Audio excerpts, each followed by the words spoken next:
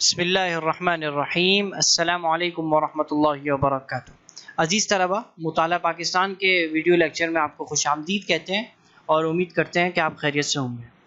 عزیز طلبہ، ہم گزشتہ ویڈیوز کے اندر آپ کے سامنے 1973 کے آئین پاکستان کے تحت جو بنیادی حقوق ہیں ان کے حوالے سے بات کر رہے تھے، اور گزشتہ جو لیکچر تھا اس میں ہم نے پاکستان کے اندر جو آئینی حقوق ہیں، جو کہ آزادی کے حقوق ہیں اور جو امتیازات ہیں، تحفظات وغیرہ ہیں، ان پر جو پابندیاں ہیں اس کے حوالے سے ہم نے آپ کے سامنے بات کی تھی۔ تو آج ہم پاکستان میں جو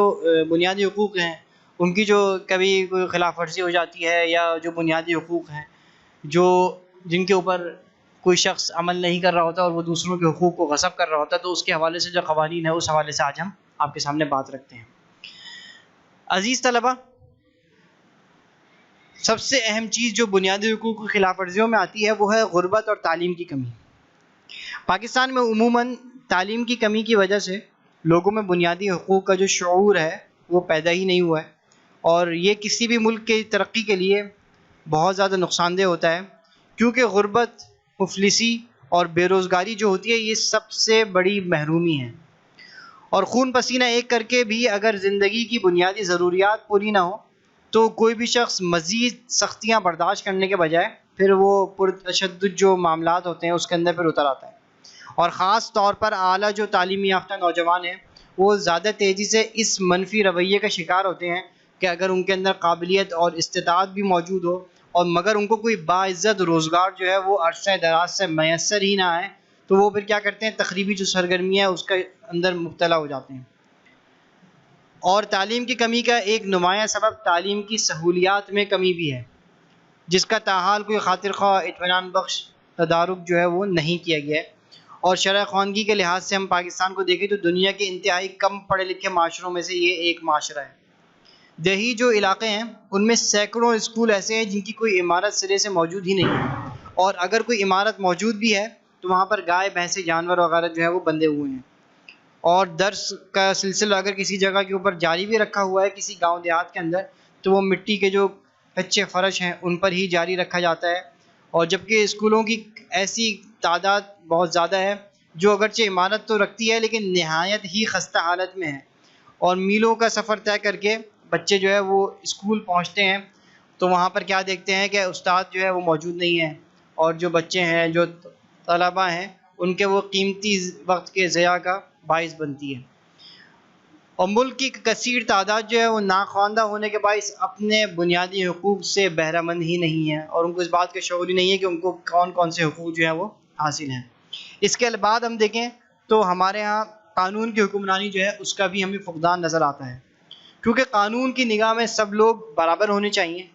لیکن عملی طور پر اس کی خلاف ورزی ہوتی ہے، جس کی وجہ سے بنیادی حقوق کی خلاف ورزیوں میں اضافہ ہوا ہے۔ ناانصافی اور حصول انصاف میں تاخیر دراصل ایک ہی چیز کے دو مختلف نام ہیں، اور نظام عدل کا طریقہ کار کچھ ایسا مشکل ہے کہ اس میں اصلاح کی بہت زیادہ ضرورت محسوس کی جاتی ہے، اور انصاف جو ہے وہ کسی بھی جرم کے کرنے کے بعد سالوں تک نہیں ملتا، چنانچہ حکومت وقت کا یہ فرض ہے کہ وہ ہر مظلوم کے لیے فوری انصاف فراہم کرنے کا بندوبست کریں۔ اس کے علاوہ ہم دیکھیں عزیز طلبہ تو غلام مزدور جو ہیں وہ ہوتے ہیں اور ان سے جبری مشقت بھی لی جاتی ہے۔ ہم اگر اینٹوں کے بھٹوں کے اوپر کام کرنے والے اور دیگر جگہوں پر جو غلام مزدور ہیں اور ان سے جبری مشقت کی زبردست روش جو ہے وہ بھی ہمارے ہاں موجود ہے، اور یہ مزدوری جو ہے وہ غلامانہ انداز کی مزدوری ہوتی ہے، جس میں پیشگی دے کر کسی بھی مزدور کو تاحیات غلام بنا لیا جاتا ہے، اور صرف میں ہاریوں کا یہی حال ہے، اور ملک کے دیگر حصوں میں بھی بھٹا مزدوروں کا بھی غلامی کا سا حال ہے، اور یہ آزادی اور برابری دونوں قدروں کے بالکل متضاد ہیں،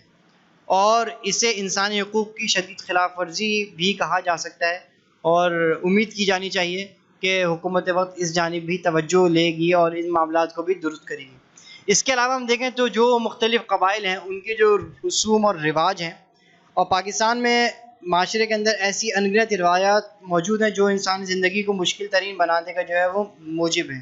جیسے جہیز کی ایک جو ہے وہ رسم ہے جس کی وجہ سے انسانی حقوق کی واضح طور پر پامالی ہوتی ہے، اور خاندان سے باہر شادی نہ کرنا، رشتے کرنے وقت خصوصاً بیٹیوں کے احساسات کا پاس نہ کرنا، ایسی روایات ہیں جس کی وجہ سے بنیادی حقوق کی نفی ہوتی ہے، اور پاکستان کے کچھ علاقوں میں کچھ ایسی رسومات بھی ہے جس کے تحت عورتوں کو باقاعدہ سے پیسے لے کر جو ہے وہ بیچا جاتا ہے شادی کے لیے، اور ایک باپ کسی مرد سے رقم حاصل کر کے اپنی بیٹی کو اس سے بیاہ دیتا ہے، جس کی وجہ سے انسان جو ہے وہ پھر ایک ایسا لگتا ہے کہ جیسے کوئی غیر جاندار سی شے جو ہے وہ بن گیا ہے،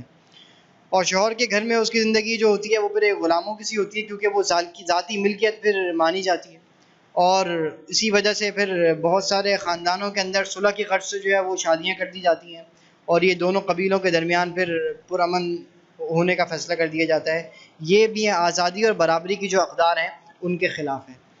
اس کے علاوہ بھی دیگر کئی بہت سارے ایسے معاملات ہیں جو کہ ہو رہے ہیں، اور ضرورت اس امر کی ہے کہ جو بنیادی حقوق ہمارے آئین پاکستان ہمیں دیتا ہے اور ہمارا مذہب اسلام جو بنیادی حقوق ہر مسلمان کو، ہر انسان کو دیتا ہے، اس کے اوپر عمل کیا جائے، اور اگر اس کی روح کے مطابق عمل کیا جائے گا تو جو دوسرے انسان ہیں وہ بھی اس سے محفوظ رہیں گے، اور معاشرہ جو ہے وہ پھلے گا پھولے گا، اور تمام کے تمام معاملات بھی درست ہو جائیں گے۔ تو عزیز طلبہ، یہ تھا ہمارا آج کا ویڈیو لیکچر، اور آج ہمارا یہ بنیادی حقوق کے حوالے سے جو موضوع تھا یہ موضوع بھی مکمل ہو جائے گا۔ انشاءاللہ اگلے موضوع کے ساتھ آپ کے ساتھ دوبارہ حاضر ہوں گے، تب تک کے لیے اجازت دیجیے۔ السلام علیکم ورحمۃ اللہ وبرکاتہ۔